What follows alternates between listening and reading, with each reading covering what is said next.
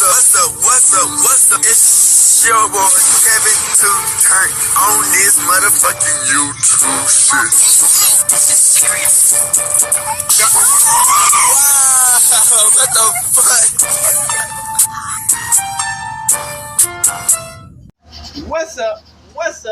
What's up?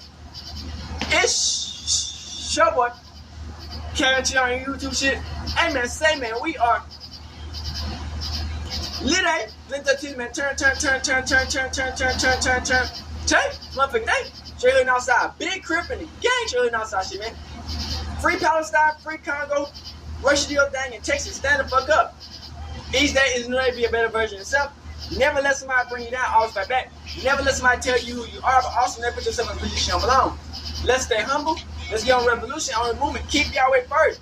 Coming to you as Black Hebrew Israelite, as a real Jew. We out here. Alright. Boom. Say, motherfucking day. Chilling outside. Big crip in the gang chilling outside shit, man. Turn up. Bruh. So we got the little Durk. Bruh. This case has been going crazy. You know what I'm saying? Y'all know about the little pop situation with Rondo. So, little Durk is trying to bond out from jail with 4.5 mil. They denied it. Also, we got some good news. They actually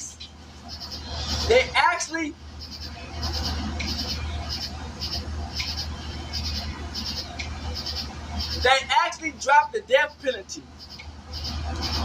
You get what I'm saying? They dropped the death penalty. He ain't have to do the death penalty no more. And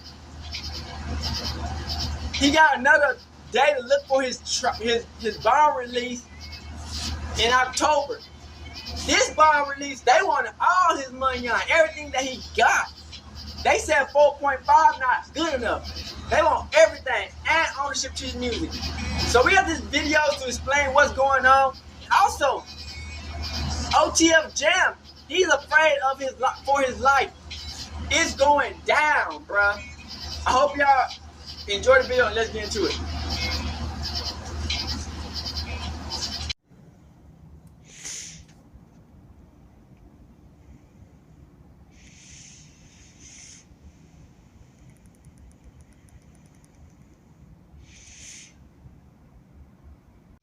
Shout out to Brainflow TV. So little Durk gave up $4.5 million. The judge turned it down. They basically want all his money on. At this point, they want Durk to be broke as fuck.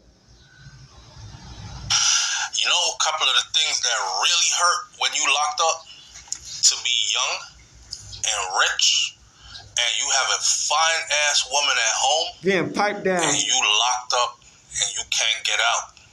Kind of remind me of that song that Akon sang back in the day. I'm locked up, they won't let me out. That's a fact. They won't let me out. Jack up in that bitch like, what the hell going on, bitch? Brainflow TV. Go ahead and hit that subscribe button and click the bell next to the subscribe button so you are notified he every time a dumbfounded. new video goes up on Ain't no damn way this nigga got $4.5 million at the crib let's just get waiting. right into the material. So, rapper Lil Durk will not be getting out of jail on bail in the murder for hire case. I'm locked up, they won't let me out.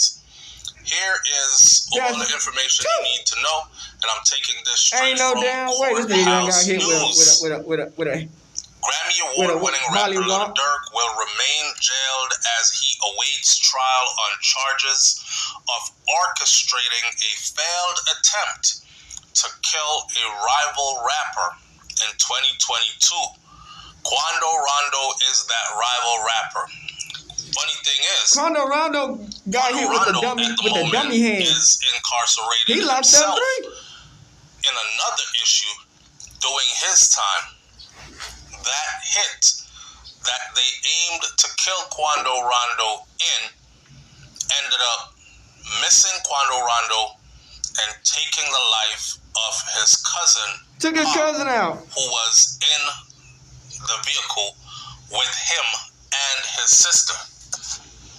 And if y'all slow to this news right here, and you might be wondering, why did they go after Quando Rondo?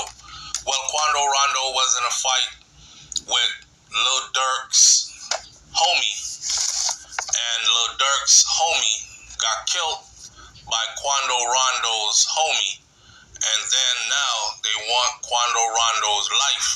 Spin the block for him.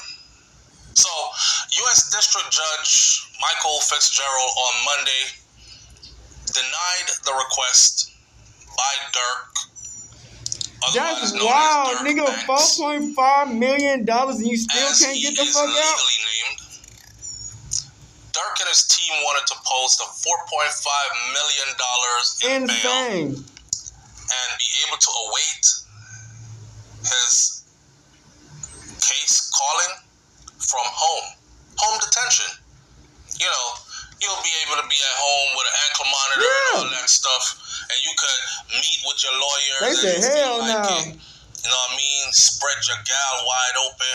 Beat do them all chicks kinds up. of things with her. Be happy. In the meantime, be around his children while you fight this case. But the judge said, nah. Not today, playboy. They even offered to have 24/7 private security. Private security that would not be Lil Durk's security. These people been looking for Durk for a minute.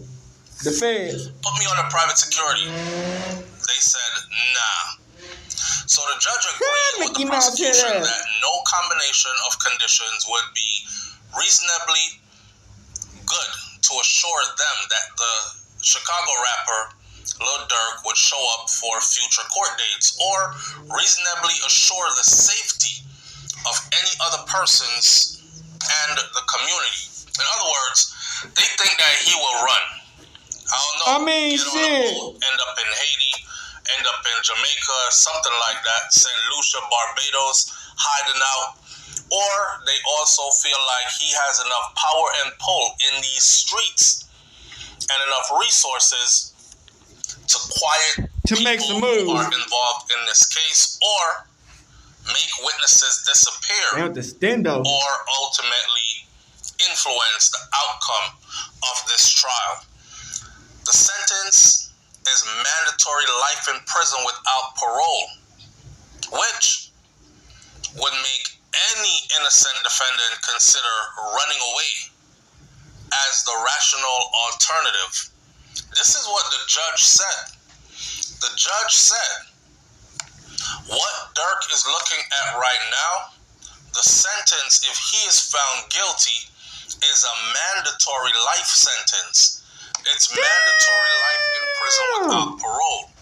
And this type of sentence would make any person who is innocent consider running away, flight, as a rational alternative.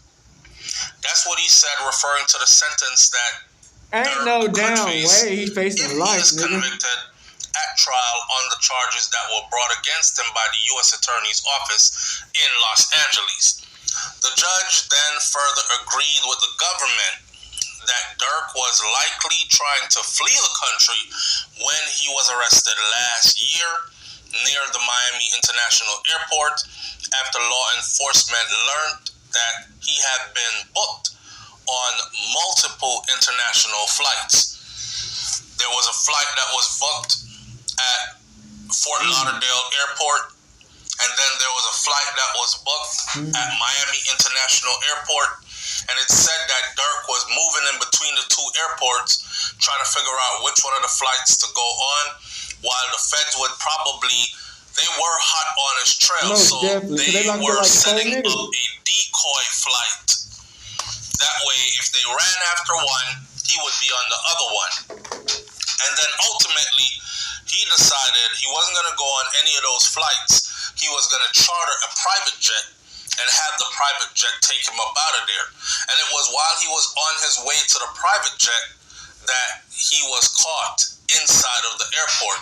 So with two flights leaving that he booked that he did not get on, yet he was on his way to the private jet. So that right there is not helping his case for bail right now, because the judge is saying, yeah, you were trying to run for sure. At the time, Durk's management team and Durk said he wasn't trying to run. He is an international artist that does shows and appearances and all that, and he travels this way a lot of the times. You book a flight and you book a backup flight just in case your flight doesn't work. Well, they're not buying that. So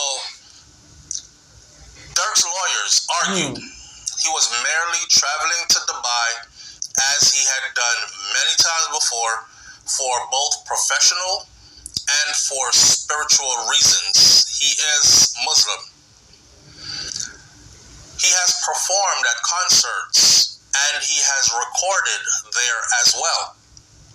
They said that in a court last week. And as a devout Muslim traveling to the Middle East, in LA is County with also loose cannon and motherfucking brick babies insane. to Durk's faith. Again, they're not buying that shit in a courtroom. So the court accepts that the defendant has business and spiritual reasons to travel to the Middle East, is what the judge said. The judge says there is no evidence that he intended to do so that day for any other reason apart from the murder and resulting arrest of his co-defendants. Y'all didn't have any concerts set up. You didn't have any bookings booked that you could show us, hey, look, they already paid us a deposit. He was supposed to perform at XYZ venue on XYZ date. His legal team has nothing to back up why he was trying to leave, why he booked 2 flights and then tried to get on a private jet. They had nothing to support any of it. And the judge brought that up in court. We get it. We get that he's a Muslim. We get that it's important to go to the Middle East for him. We get that XYZ, Dubai, he'd been there before. He done recorded music videos there. He has performed there. He does business there. It's a spiritual hiatus for him as well. However, around that time when he tried to leave, wasn't nothing popping except his homies, co-defendants, being dragged in and the feds looking for him next. Neither was the judge persuaded that the appearance bond Banks or Durk agreed to post would be sufficient, given that he's a very wealthy man, and the amount of money that was offered was only a fraction of his net worth, is what the judge said. Wow. The judge said he not putting up enough money. You got way more money than this. Oh no, you're putting up 4.5. In other words, I think the judge is trying to say you trying to leverage your money. So you're going to spend $4.5 million to get out, and then you're probably going to use another $4.5 million to disappear because you can afford it. Now, what they would like to see was for him to put up everything he owns and then say, Your Honor, I'm putting up everything I own. I have no intentions of running. I no longer have even the means to run because you would be in possession of all my wealth. Fuck no. That's not the case. So the judge says not even the amount that you're putting up is impressive.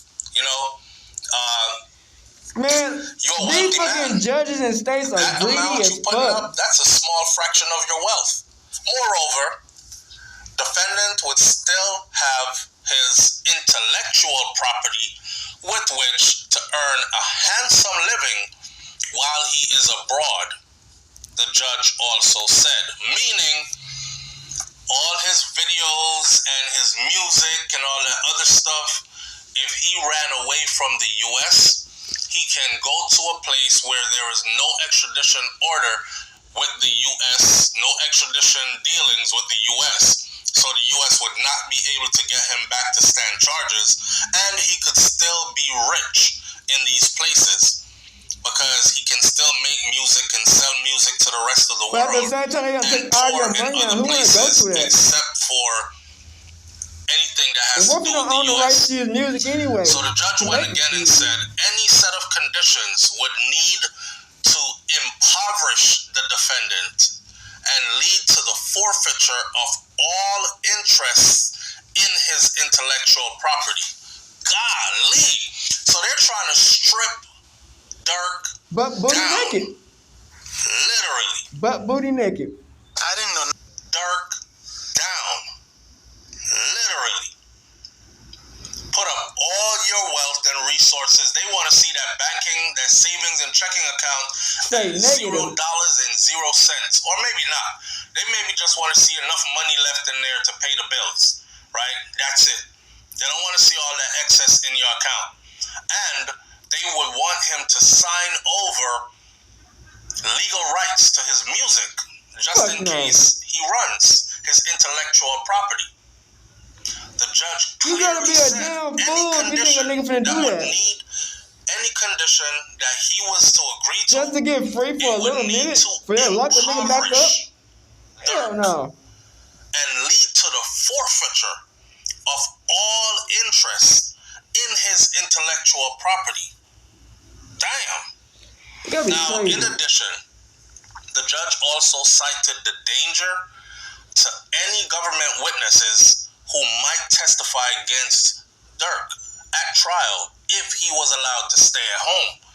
There, he said, where it would be easier for him to use his money, use his power, use his influence to plot against those who he perceived to be a threat, dangerous. So while we are disappointed in the court's ruling, we remain confident that the truth will come to light when this case is tried in front of the jury, his attorney said. Durk is innocent of all these charges and allegations, and he will be fully exonerated. Durk was arrested last October 2024 in Florida on charges that he orchestrated the attempted assassination in 2022, revenge killing of rapper Quando Rondo at a LA gas station, a shooting that resulted in the death of Quando Rondo's cousin.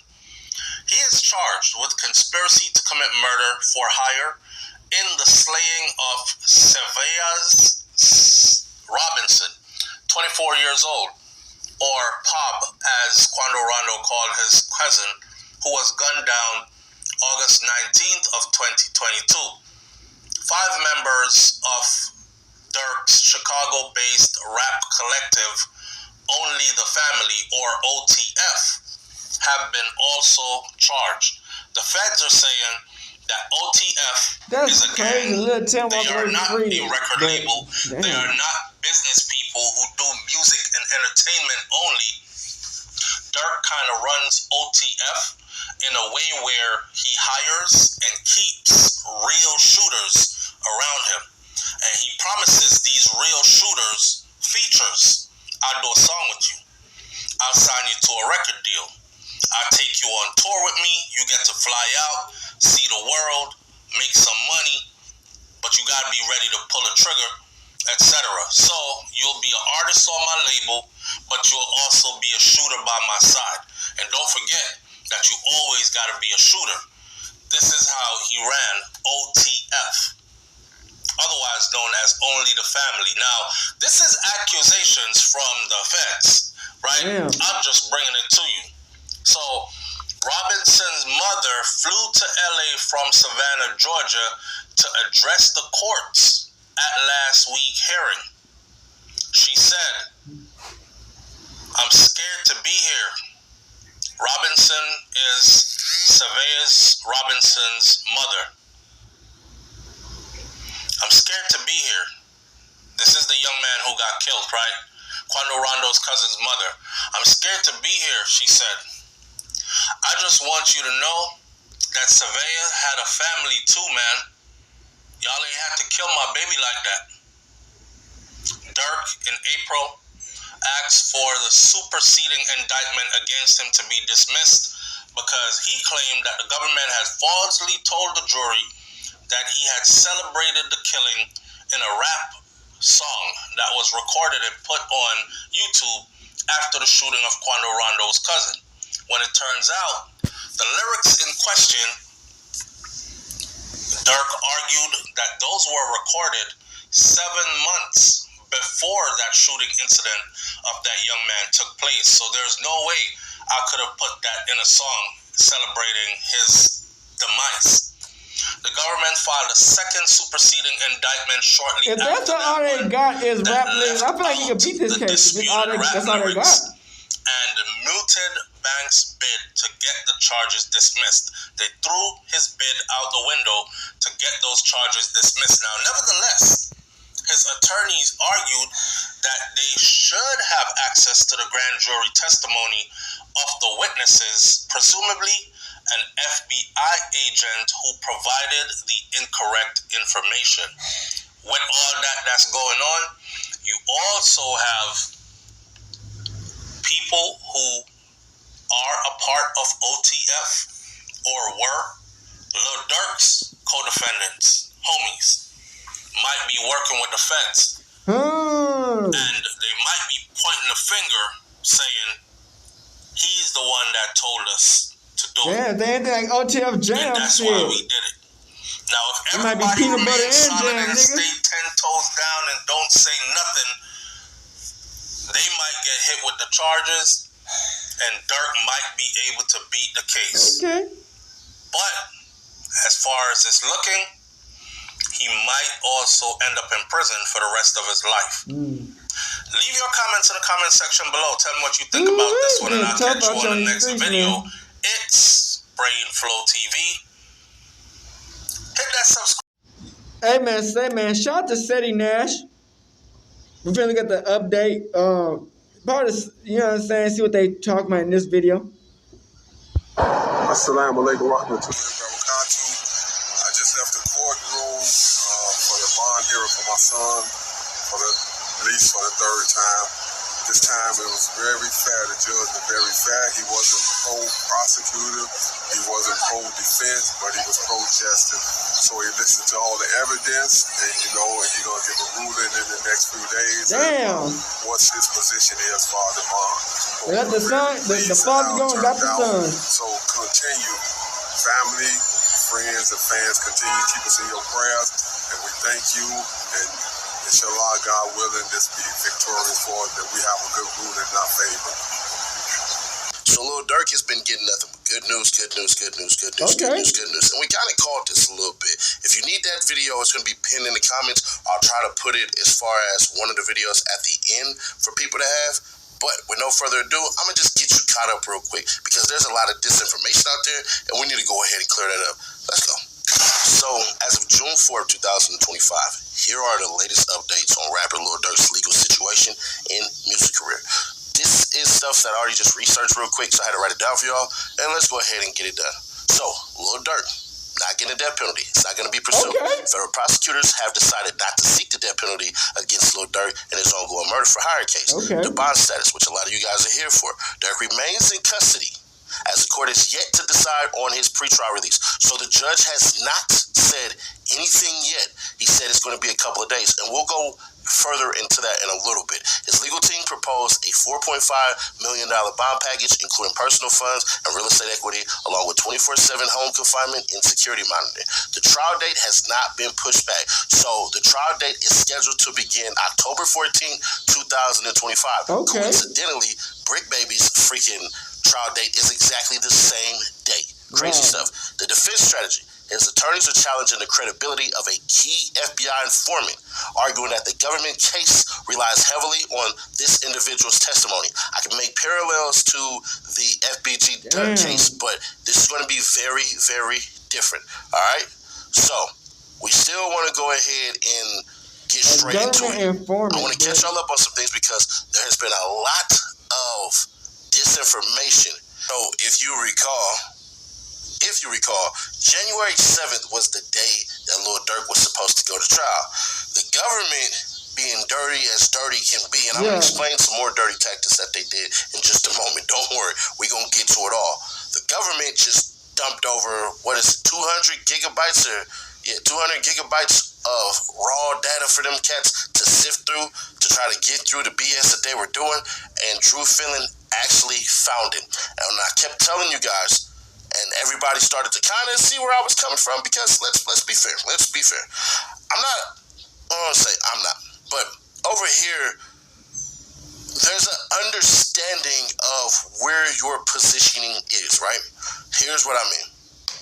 It's a murder for hire charge by the feds. Yeah. That don't come light. At all. Myth and the big old thing about, oh, bruh, you know, hey, the feds, they got a 98% conviction rate, 93% conviction rate, 95% conviction rate, whatever. It's in the 90s. And then, hey, when you take it to trial, it's actually to the 70%, the lower 70 percentile. Understood. So what the feds decided to do is show a little more of some BS that they was doing. Let's cue in a witness that wasn't even there. A witness that wasn't even at the place? The victim's mother traveled to Los Angeles from Savannah, Georgia, and said she fears for her life. Judge Fitzgerald has not yet decided if Lil Durk will get bail. He heard argument from Durk's lawyer, Drew Fillon, and prosecutors about the bail motion and the request for grand jury transcripts. He also heard from the victim's mother, who wept as she talked about my baby. The hearing is over. Judge Fitzgerald said he'll issue his ruling later. Victim Sevier Robinson's mother showed reporters the memorial button. Sevier is my son, my best friend. She had him when she was 15, and he was her only child. And not see the issues that have popped up already in this case. Yeah. It's pretty amazing. But it should Will Durk have to stay in California if he's given bond? That's a decision the court will have to make. But I would imagine so. I would imagine within the district. You guys think you're set for October trial? Or is there... I mean, right now we are. You know the way these things go. Yeah. So, and you know, you heard the pronouncement in court today that it's not a death penalty case. Yes. Yeah. Are you concerned about how the victim's mother's statement might impact the judge? I mean, he even acknowledged it. No, not at all. No, not at all. I thought she actually gave a very level-headed statement. She literally said she didn't know what happened. She lost her son. I had nothing but compassion. Everybody in our table had nothing but compassion for what she went through. I've heard those statements during the span of my career. I've tried so many homicide and murder cases, and that was probably the most mature, level-headed one I've ever heard. I thought she showed great respect to the system by saying she doesn't know what happened. And this is her form of grief that I think today served its purpose for her. I wish her nothing but the best. Do you think Quando Rondo will be subpoenaed? Okay. All right, guys. So, let me do this, because some people are going to want to side against Lil Pop's mom or side for Lil Pop's mom. But let's not do either or. Let's explore her mindset. Let's explore what she was told. Let's explore what she could believe. Sounds fair? All right, cool. So, Lil Pop's mom obviously has been talking to the feds because her son is the victim. Most definitely talking to the feds. Police investigators talk to the victims' families all the time. So I don't want to hear, certain things and everything, because that's just not using your smart hat. Let's put on our smart hats here today. We don't know if the feds fully convinced her that Lil Durk did this. So if the feds have fully convinced her that Lil Durk did this, then why would she not want some type of justice? Why not? We're not opposed to mothers getting justice over here. I don't care how it go or whatever. If it's proof emphatically that Lil Durk did this stuff, then hey, bro, you was dumb enough to do it. You're dumb enough to get caught. You're dumb enough to suffer the consequences. It just is what it is. Man up. But also, put yourselves in her shoes. It's justice for her only child. But they gotta put in King Bond's shoes too, though. What about King Bond? So it's like, while the feds played a dirty game and used her as a pawn, I've been in that courtroom. I've watched people who died mothers talk to judges and sit up here and play witness and stuff like that, based off of what prosecutors told them. Because we don't know what we don't know. We only know what they tell us. But then, oh my goodness, there was so much disinformation that had to come out. Let's sift through it, because I'm going to be fair.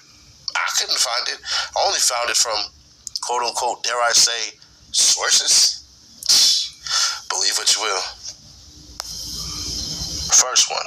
Durk's legal team argues the feds are relying on unverified claims from a paid informant with a criminal background to keep him from getting out on bond in his murder for hire case. The second one is this one. While the judge noted that the $4.5 million bail package Banks has offered to put up was a large amount of money, it wasn't going to be enough to convince him that the 32-year-old rapper from Chicago would show up for trial, given his presumptive net worth. On the other hand, Fitzgerald indicated that he wasn't persuaded either that the prosecution had provided compelling evidence of Banks' involvement in the murder for hire scheme that necessitated him to remain in jail pending trial.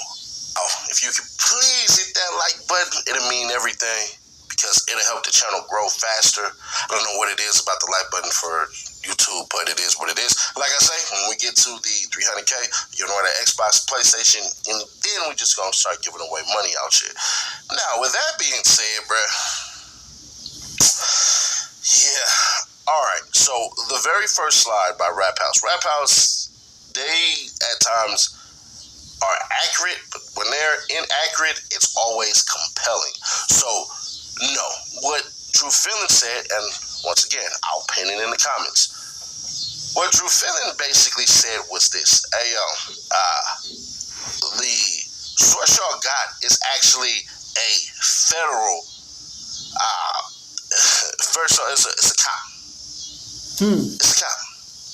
So with that being said, a government informant? That's what they're talking about. So when they're saying that crap, it's like, bruh, what are you talking about, man? What are you talking about? So they said it could be. So that's that sensationalization that they do sometimes. I get it. I understand. I'm not one to be like, oh, yeah, bruh. All right. Then the second one. I searched high and low, and I couldn't find out where the heck that came from. Not at all. Nowhere. You can search Google and all that from people who are actually there in the courtroom. If the people who are in the courtroom didn't say this, if Drew Fillon didn't say this, if his daddy didn't say this, then who the hell said it? Yeah, that's one of those things that I'm just sitting back and I'm wondering and I'm going, yeah, that's that false hope right there. So I know what you're thinking. Well, Nash, we thought maybe you was going off of that right there, because it would make sense that if those words were used, that it's good bidding for Lil Durk. And I can understand that, except for the part where they said all that crap, because what that means is the judge basically saying, give me some more money, and yeah, that's how it goes. So what I did was I saw something that I thought was interesting. And then some of you will be like, well, then that's kind of contradictory. But I'm going to say no, and you'll be able to be like, yeah, all right, I get it as we read. So it says, in general, a judge taking a long time to grant bond in a criminal case is not necessarily a good sign. Difficulty of the case. A delayed decision can indicate that the case is complex, requiring extensive review of evidence and legal arguments before the judge can make a decision regarding bond. Judge's consideration. Judges consider several factors when deciding on bond, such as fight risk. Bond, such as fight risk. Y'all, those who's hating on Drew, you kind of get what's going on now? The judge will assess the likelihood that the defendant might flee jurisdiction if released. Criminal history. A defendant's past record of convictions or violations of previous court orders can influence the judge's decisions. Why do I want to stop right there real quick? Because I know what y'all thinking. Keep on reading, keep on reading, keep on reading. Well, because of a couple of things. The first one is this. Oh, they just screwed me over there. Oh, damn. At the end of the day, bro, Durk might have to sit out until October the October the 10th or something, the 25th, for his case to come through. Sorry about that. I don't know what the heck just happened. So basically, yeah, they're going to look at the flight risk. That's the game Drew was playing. Might not let him out. Then they're going to talk about past convictions. But this is the thing I think people missed when he slipped this in. He talked about Lil Durk basically being in Atlanta and showing up when court needed to show up and all of this stuff, and what he did last time that he was out on bond. he did everything he was supposed to. Yeah. That has to weigh on the judge. Then it says it should, personal status, factors like employment status, financial resources, and family ties can influence the likelihood of appearing in court. So that's why but I ain't never seen no good shit out of doing what they tell you to do. About the house of his mother being basically collateral. Damn. Past court appearances, we just did that. Roots in the community, strong ties to the community, family employment. You know, he has some ties to LA, but not like that, which he'll be staying in LA. Danger to the public. And this is where the feds played a dirty, dirty game. Because Megan said that she basically said she fears for her safety. That's on her dumb ass. That right there is going to weigh. Nobody know who the fuck you are until you put your name out. Financial resources are not the only factor. Defendant's ability to pay can be considered. Because you scared now, he gotta be locked up. Basically, that's goofy. it. And it says, a summary, a judge's decision time is influenced by numerous factors, and taking a long time doesn't necessarily mean the decision will be favorable.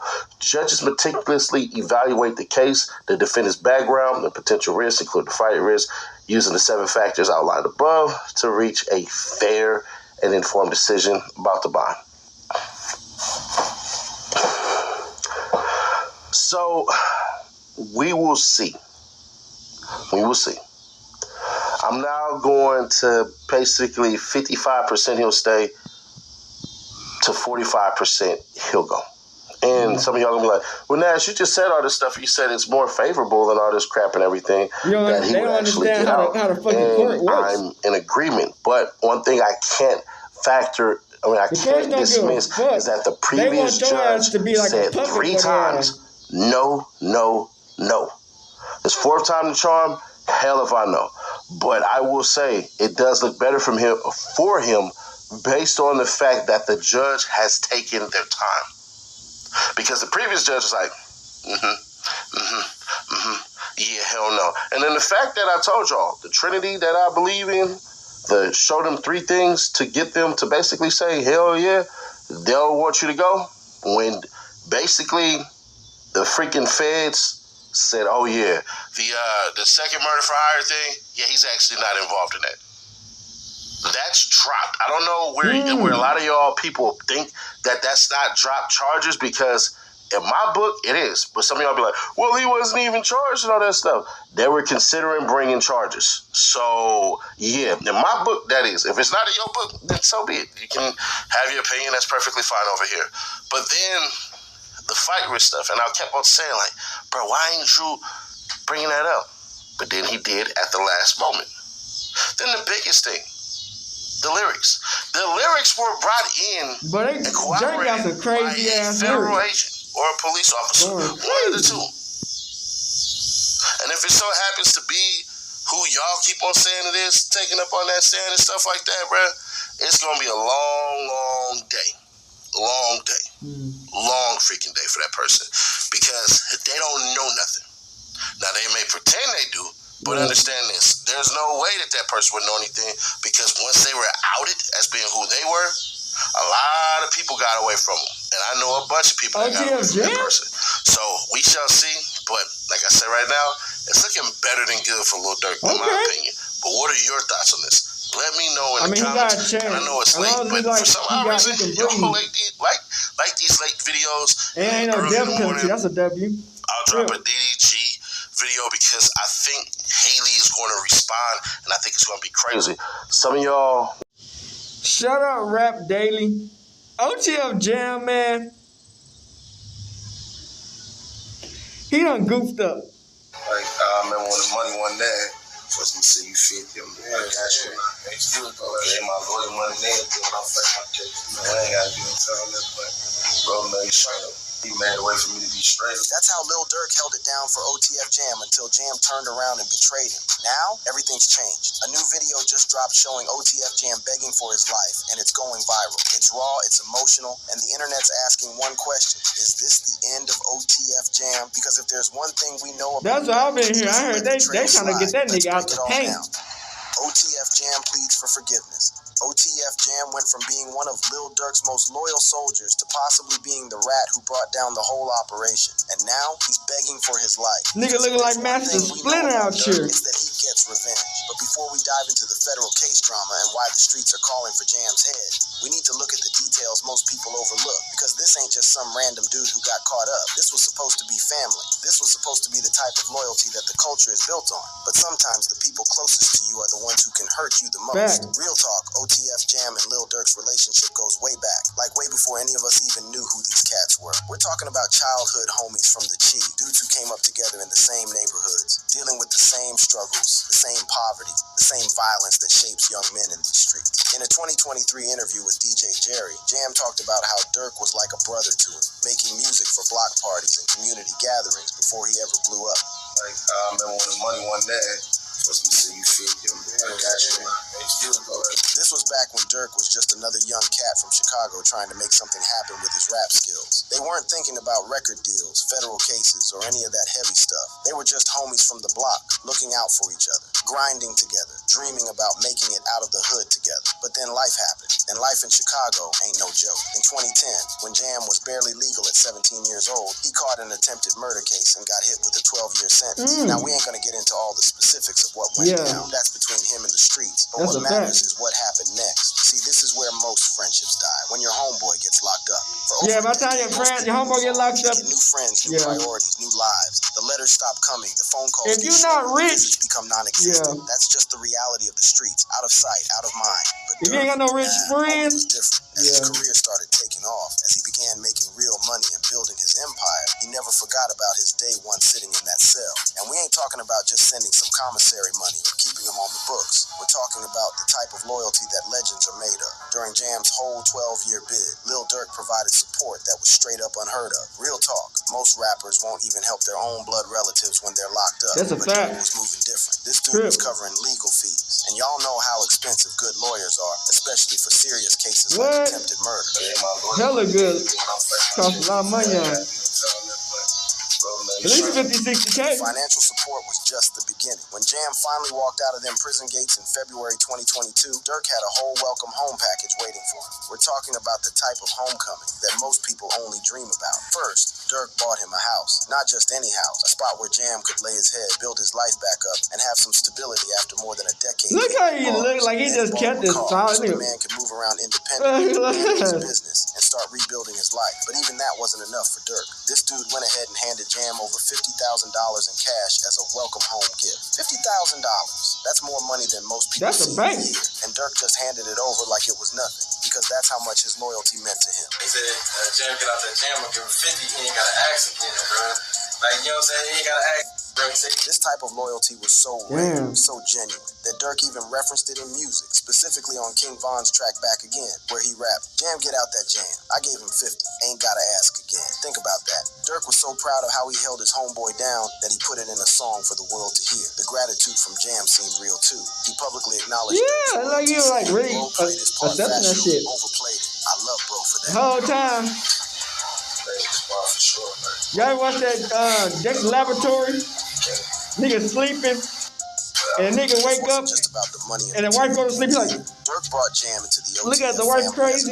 That's him. Featuring him on tracks like No Complaints and Focus in 2022 and 2023. He was giving him a legitimate path to make money, build a career, and stay out of trouble. Everything seemed perfect. The homie was home, he was getting back on his feet, he was part of a successful organization, and he had the type of loyal friend that most people in the streets never find. This was supposed to be the happy ending to a story about real friendship surviving the worst circumstances. But then, October 24th, 2024 happened, and everything changed. That's when Lil Durk got arrested in Florida on federal murder for hire charges. Not some state charges, not some local beef. Federal charges, the type that can put you away for life or worse.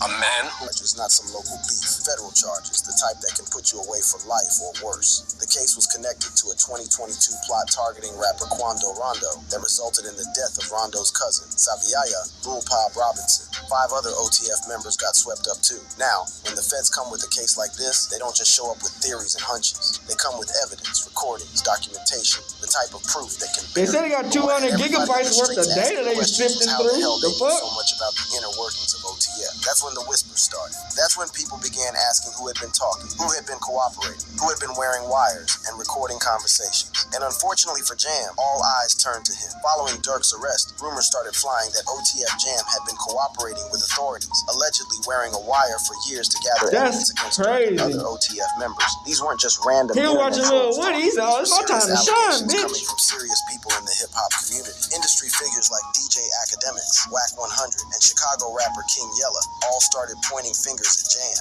These cats don't just throw around accusations lightly. They got connects. They got sources. A lot of them do. I ain't gonna cap. They do. The general public does. You know, we learned a lot when all this came out, man. You know, there's been a lot of allegations about people snitching. You know, so the main person they're talking about snitching is OTF Jam. Academics claimed that Jam had been wearing a wire since his 2022 release, while Whack 100 said Jam flipped after catching a new gun charge. The theory was that Jam got jammed up again shortly after getting out, and rather than face more prison time, he made a deal with the devil. But the most damaging piece of evidence came in the form of some footage that went viral. On October 30th, 2024, a video surfaced allegedly showing Jam acting mad nervous around Durk, with people on social media speculating that he was wearing recording. The comments on social media were brutal, with people analyzing his body language and saying stuff like, damn, they must be can't read body language because he's moving hella weird. This video became a gun for a lot of people. It probably on him gas. Saw a dude who was clearly uncomfortable, clearly hiding something, clearly not acting like the loyal friend he was supposed to be. Instead, they saw someone who might have been recording every conversation, every meeting, every moment of trust for the federal government. The legal documents seem to support the theory too. An indictment filed in a U.S. District Court in Los Angeles suggested that an OTF member had been acting as a confidential informant, though Jam wasn't explicitly named. But everybody knows how these federal cases work. They use initials and code names to protect their sources, at least until trial time. What made this alleged betrayal so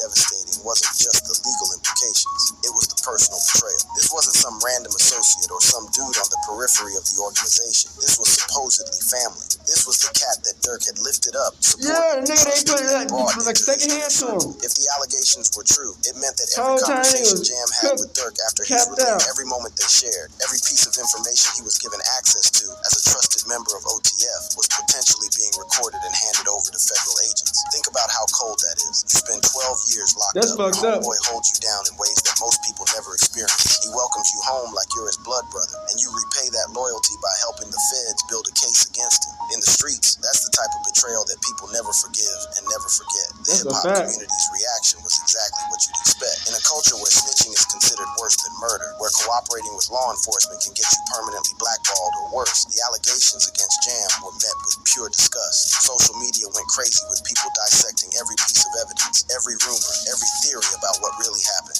Some people defended Jam, saying there wasn't enough proof, but most people had already made up their minds. In their eyes, he was a rat, and rats don't get forgiveness in this culture. Big chunky rat. Streets don't forgive.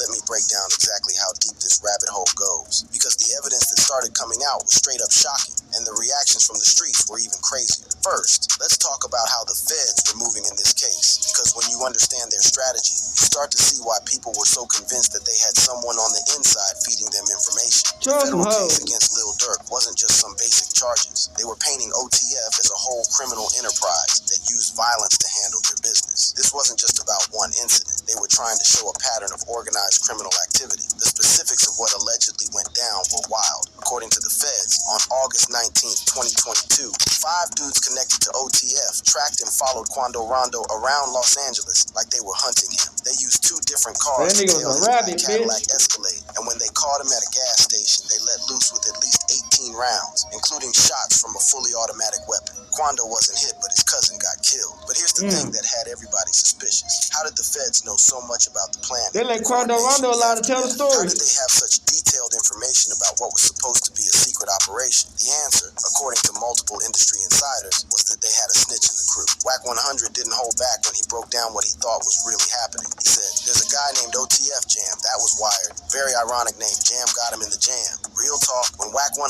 starts talking about federal cases and snitches, you better listen, because this dude has been around long enough to know how these things work. Wacko said he did 12 years, got out, interviewed, said he kept it real, brought him cars, gave him 50,000, this. He mentioned that ain't no smut on his name. He ain't never been a rat, caught a gun case, but eventually he flipped. The timeline that Wack laid out was crazy suspicious. According to him, Jam had allegedly been wearing a wire for 2 whole years. Basically, from the time he got out in 2022 until 2 years worth of wearing a wire, he got out in 2022, right around the same time of the Quando situation. And he allegedly had been wearing a wire for the last 2 years, from 22 to 24.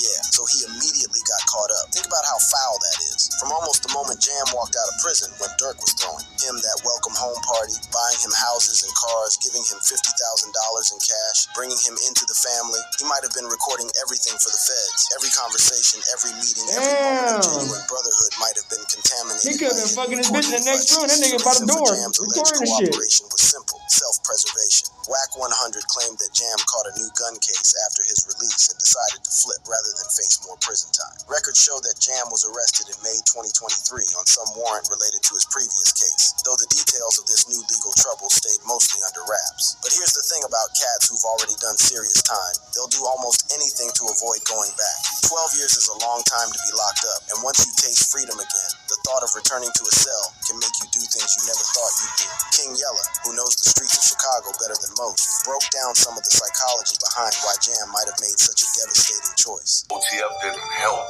when OTF Jam baby mama was murdered while he was locked up. And I had him thinking the worst. Oh, shit. This added a whole other layer. So that's why he mad, because his baby mama died while he was locked up? Durk ordered the killing of Jam's baby mama, Octavia Redman, who got shot and killed on July 19th, 2024, allegedly after Durk found out that Jam was cooperating. A 15-year-old got charged with her murder, and there's no solid evidence linking Durk or OTF to the crime. Oh, yeah, so she died after he found out that he was a rat? Mama had reached out to Durk for legal help when Jam caught his new case, but Durk allegedly ignored her calls. If that's true, that might have been the moment when Jam started feeling like OTF wasn't really family after all. King Yella broke down how these situations can turn even the closest friends into enemies. I done did, my last bid 4 years, but they ain't do shit.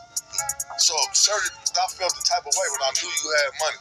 Not meaning that I want to do some snaking like that, but in my head, maybe. Not no snitch, but I might want to do something to them. That perspective shows you how complex these street relationships really are. Even when someone shows you love and loyalty, if you start feeling like they're not there when you really need them, resentment can build up. And in Jam's case, that resentment might have made him vulnerable to federal pressure. But the evidence of Jam's alleged cooperation went way beyond just rumors and theories. According to prosecutors, recordings from their informant played a key role in building the case against Durk. This wasn't just about having someone on the inside. This was about having someone who could provide the type of concrete evidence that holds up in federal court. Things got even crazier when a song allegedly recorded by OTF Jam surfaced, with lyrics that seemed to reference Durk and violence. Some blogs claimed this was basically a diss track that incriminated OTF, though nobody could verify if it was real or when it was recorded. The alleged lyrics included lines like, "Smirk is the voice, you heard what he said, so bullets behind it, we ain't finna tussle, and only be rapping to kill me a rapper, so 4NM will have something to put in their music." People on social media went crazy over these lyrics, interpreting them as proof that Jam was disloyal, with posts claiming that OTF Jam allegedly released a song snitching on Chicago rapper Lil Durk and other suspects involved in the King Von Get Back hit. Whether this track was actually evidence or just got misunderstood is still up for debate. The situation got so intense that someone actually posted fake news on social media claiming that OTF Jam had been shot and killed. The rumor got debunked, but it showed how much anger and scrutiny Jam was facing. The fact that people were so quick to believe and spread news about his death showed just how much hatred the allegations had generated. The hood even turned the situation into jokes and memes. Footage allegedly showing Jam eating McDonald's during a federal interrogation led to social media roasting him with comments like, "Bro snitched on Durk for a Big Mac and fries." While that might seem petty, it's actually they got the Happy Meal with no choice, bitch. These kinds of betrayals through humor and cultural commentary that serves to further isolate those who violate the code. Meanwhile, Jam some barbecue with extra cheese. Months after Durk's arrest, Jam stayed quiet, neither confirming nor denying what people were saying about him. His absence from social media and public more speculation about where he was and what role he really played. At the same time, Durk was sitting in federal custody facing the possibility of life in prison if convicted. The evidence against him seemed substantial, and a lot of it appeared to come from insider sources. Who had intimate knowledge of how OTF operated. Truth, lies, and federal ties.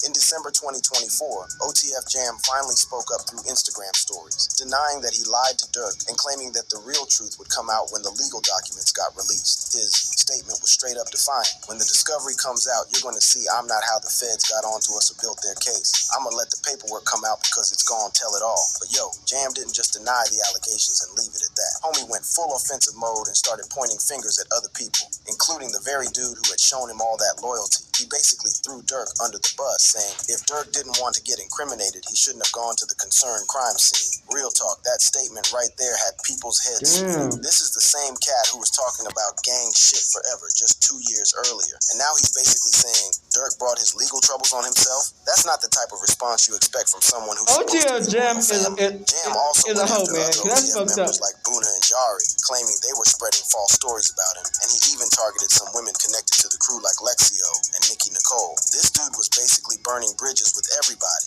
acting like someone who felt betrayed and abandoned by the whole organization. But the most important part of Jam's statement was his promise that when the legal discovery documents became and exposed whoever really gave the feds their information, this was a big bold watermelon claim that ass put head. everything on a timeline. Either those documents would vindicate him Look at or juicy they'd bury fruit him head. even deeper. The streets' reaction to Jam's statement was mixed as hell. Some people saw it as a desperate move by a guilty man trying to shift blame and create reasonable doubt. Others started wondering if maybe the story was more complicated than it first appeared. But regardless of where people stood, everybody was now waiting for those promised documents to drop. Meanwhile, some interesting developments in Durk's legal case started supporting parts of Jam's claims. The prosecution began showing cracks when they removed references to Durk's song lyrics from a superseding indictment in May 2025. Durk's legal team had been arguing that prosecutors basically lied to the grand jury by using lyrics from Wonderful Wayne and Jackie Boy as evidence, when the track was actually recorded 7 months before the incident even happened. This was significant because it showed that the prosecution's case might If not y'all be as bulletproof as they initially people claimed. rap lyrics They for were willing evidence, to remove y'all ain't got no that had been evidence. central to their original presentation. It let's raised say it like serious that. questions about what other parts of their case might be If built y'all on using shaky rap ground. lyrics Eric Nielsen, for a evidence, y'all professor ain't who got no studies how rap evidence. lyrics That's get not used in evidence. court cases, came out hard against the prosecution's tactics. He called their use of Durk's lyrics dangerously sloppy and argued that prosecutors were treating artistic expression like literal confessions without doing proper fact-checking. When you got academic experts calling out federal prosecutors for being sloppy, that's not a good look for the government's case. But the most interesting development came from legal observers who noticed major changes in how the prosecution was presenting their case. In the superseding indictment, they completely removed paragraph 9 from the original charges, the paragraph that specifically laid out the murder-for-hire payment structure. According to Wacko, paragraph 9 from the original indictment has been removed. This is what paragraph 9 says. At the direction of defendant Banks, defendant Wilson would pay the bounty or monetary reward and or cause payment to be made for the killing of SR, that's Pob, on behalf of co-conspirators. Essentially, the murder-for-hire paragraph is no longer part of the indictment. This removal was major because it suggested that whatever evidence the feds I like Rap Daily. I ain't gonna care. They make some good ass content, and they get their facts. You know what I'm saying? Like, why this whole situation is so I significant like in this hip-hop type of. culture, we gotta look at other cases where rappers' crews allegedly turned You really on. own This it. type of betrayal has happened before, and the consequences are always devastating. The most notorious example was 6ix9ine situation with the 9 Trey Gangsta Bloods. When 6ix9ine got hit with RICO charges, he completely flipped and cooperated with prosecutors, testifying against his former associates to reduce his sentence. 6ix9ine's cooperation was public and explicit, which made him a permanent outcast in the hip-hop community. Now, this nigga was really a good man for me. He way worse than OTF Jam. In the YSL RICO case, he locked up the whole gang. Like, literally, like, when Gunna took an offer plea in December 2022, he had to confirm in court that YSL is a music label and a gang, and you have personal knowledge that members or associates of YSL have committed crimes in furtherance of the gang.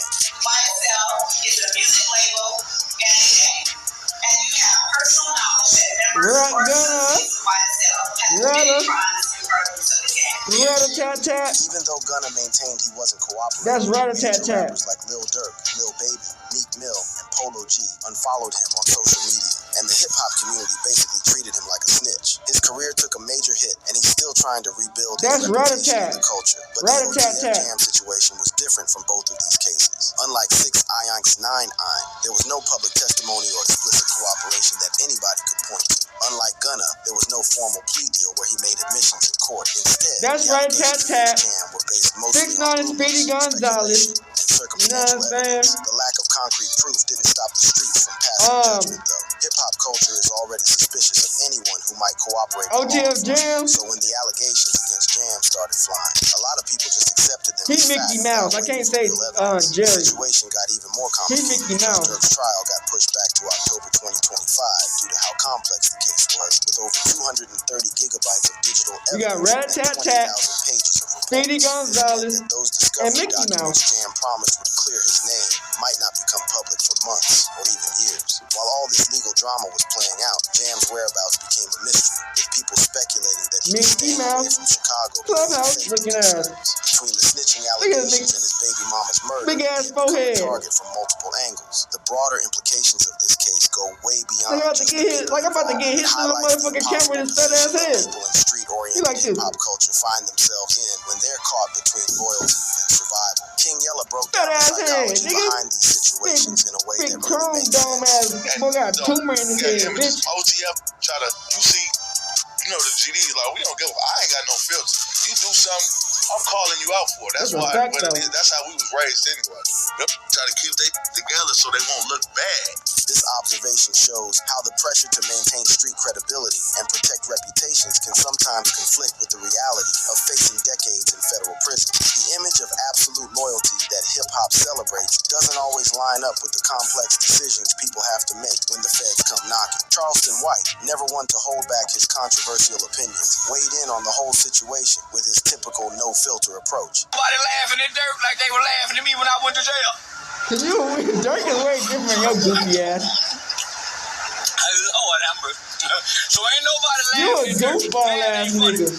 Now you call police on niggas just for standing in the street. He got a no bond like me. White's commentary, while always provocative, reflected a broader conversation within the hip-hop community about the consequences of mixing street life with mainstream success and the responsibility that comes with influence. As we look toward the resolution of this case, several major questions remain unanswered. Will those discovery documents that Jam promised actually vindicate him, or will they reveal even more damaging information? Will Durk's legal team be able to successfully challenge the prosecution's case, or will the federal government's resources prove too much? And most importantly, what will this whole situation mean for the culture of loyalty and brotherhood that's been central to hip-hop since day one? Whatever happens in court, the damage to relationships and reputations is already done. The bond between Durk and Jam, once held up as an example of unbreakable loyalty and real brotherhood, has been destroyed by allegations and suspicions that might never be fully resolved. The trust that made their relationship so meaningful has become the source of its destruction. Like this video, click on the card showing on.